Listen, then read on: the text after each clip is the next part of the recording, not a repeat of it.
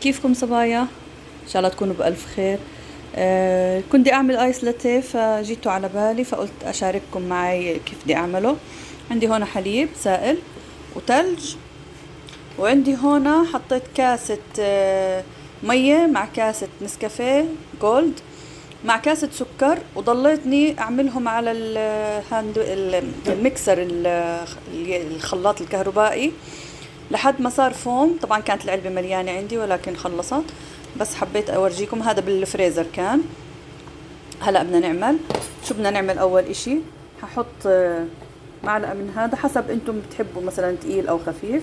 هحط معلقة الكاستين، وبعدين راح احط ثلج، وبعدين راح احط عليهم حليب، وبعدين راح احط شغله مكون هيك. انا شفت بصراحه بيحطوا كراميل، ولكن انا بدي احط حليب مكثف محلى.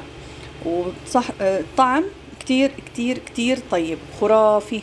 جربوا نعملها معاكم.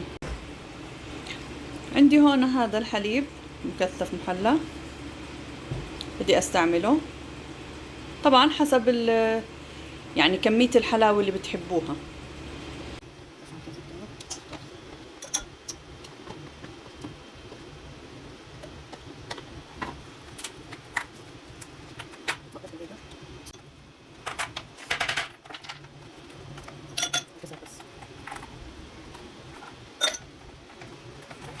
بصحت اطلع.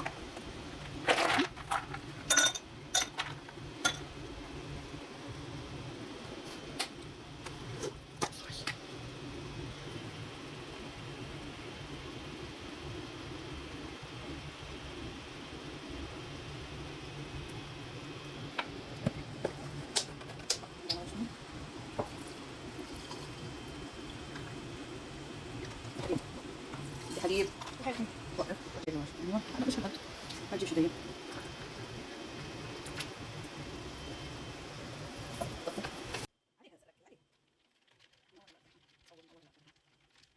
شوي نزل تحت شوي.